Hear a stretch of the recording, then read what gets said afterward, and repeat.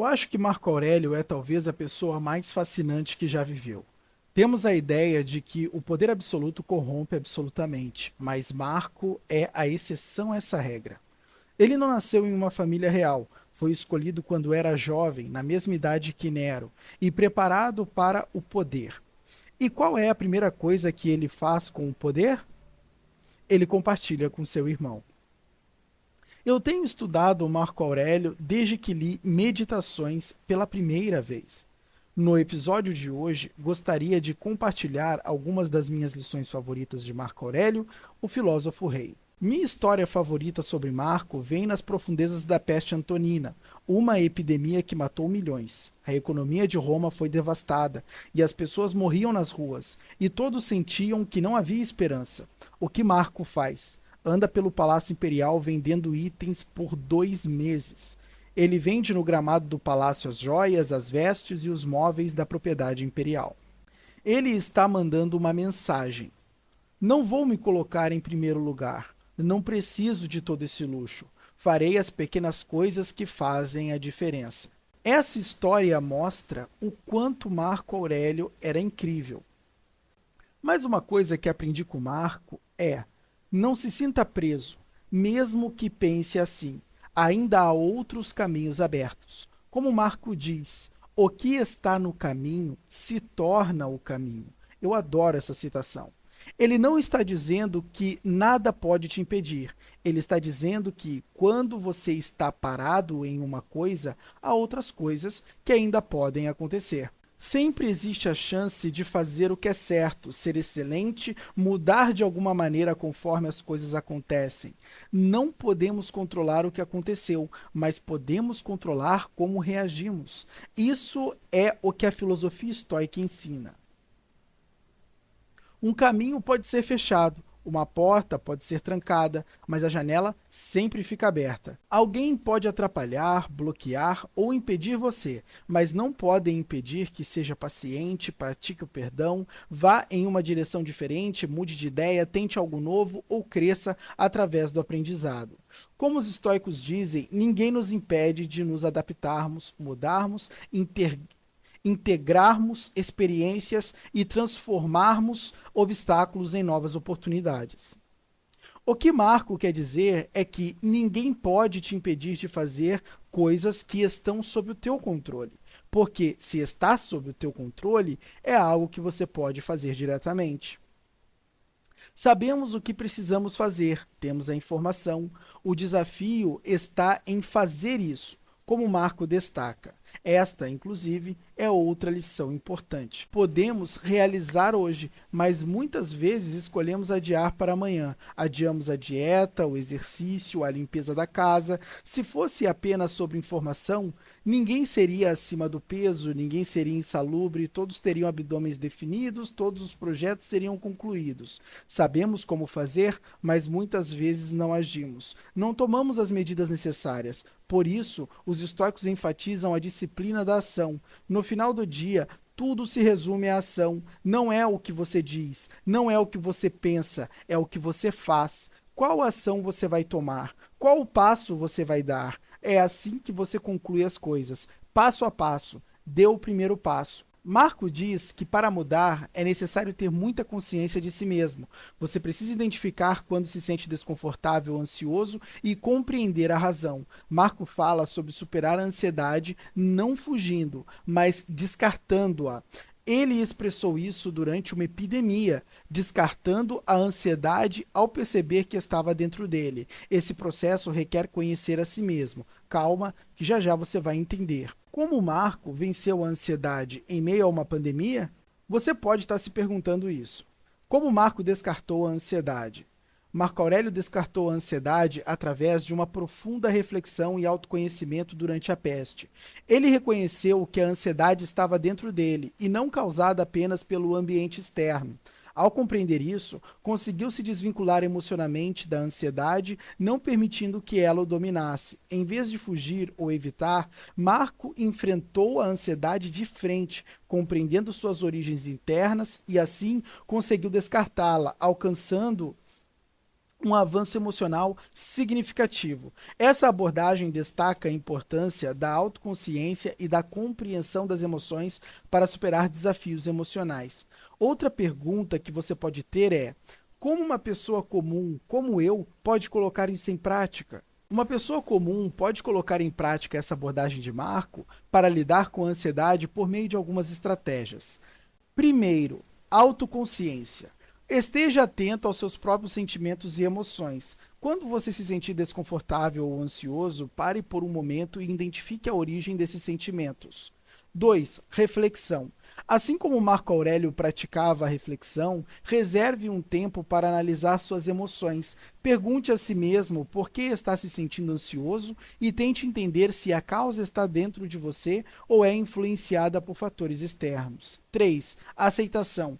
Aceite que a ansiedade é uma emoção natural, mas também reconheça que você tem o poder de controlar como reage a ela. Aceitar suas emoções sem julgamento excessivo pode ser um primeiro passo para lidar com elas de maneira mais eficaz.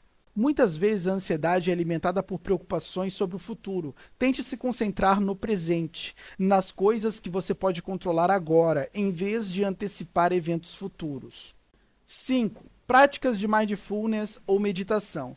Essas técnicas ajudam a manter o foco no momento presente e a desenvolver uma maior consciência de seus pensamentos e emoções. Praticar regularmente pode fortalecer sua capacidade de lidar com a ansiedade. 6. Ações positivas. Em vez de se sentir impotente diante da ansiedade, tome medidas positivas. Isso pode incluir pequenas ações diárias que contribuem para o seu bem-estar físico e emocional. 7. Aprendizado contínuo. Assim como Marco Aurélio acreditava no poder do autoconhecimento, busque aprender mais sobre você mesmo. Isso pode envolver leituras, práticas de desenvolvimento pessoal ou mesmo a busca de aconselhamento profissional. Ao aplicar essas práticas no dia a dia, uma pessoa comum pode desenvolver uma abordagem mais resiliente diante da ansiedade, seguindo os princípios fundamentais de autoconhecimento e aceitação que Marco Aurélio destacou em suas meditações. O ritual matinal sagrado de Marco Aurélio. A rotina matinal de Marco Aurélio era incrível. Ele acordava cedo, mesmo sem vontade, porque sabia que tinha responsabilidades como ser humano. Começava o dia escrevendo em seu diário de meditações, compartilhando pensamentos particulares que o ajudavam a ser uma pessoa melhor.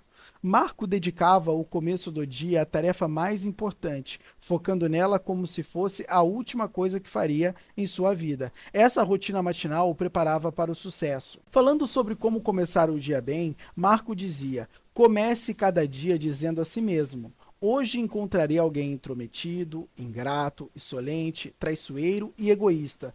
Todos esses defeitos vêm da ignorância da verdadeira natureza dos homens, mas eu, que já vi a natureza do bem, como ninguém, reconheço que eles são meus irmãos e nasceram para agir uns com os outros segundo a sua natureza. Isso mostra a sabedoria de Marco em entender que a natureza das pessoas estava fora do seu controle, e ele não podia fazer nada quanto a isso. Ele entendia que não podia esperar uma ação justa dos homens em todos os momentos.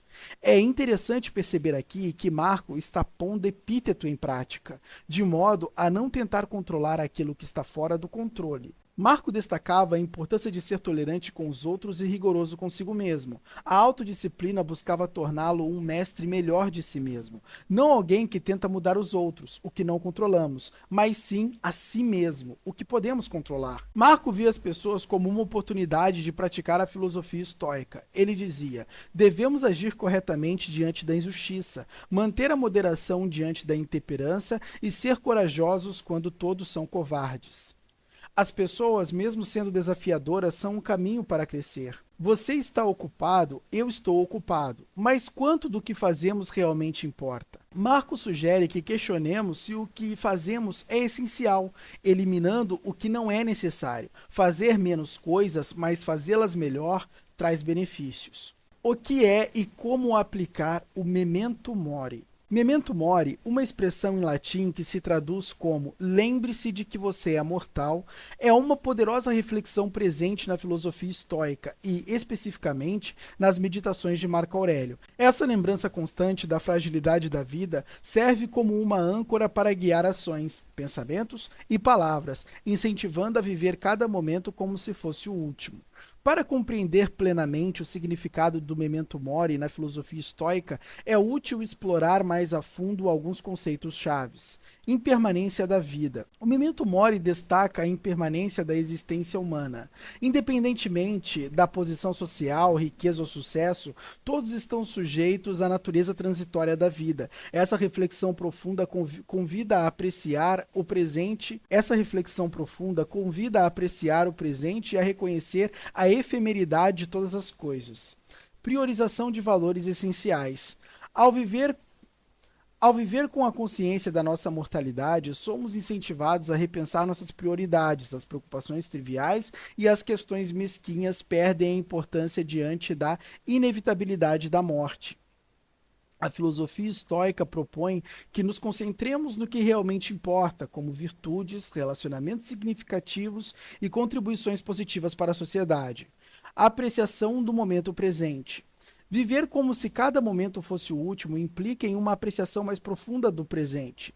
Em vez de se perder em ansiedades sobre o futuro ou remorsos do passado, a atenção se volta para o aqui e o agora. Isso pode resultar em uma experiência mais rica e significativa da vida diária. Motivação para a ação.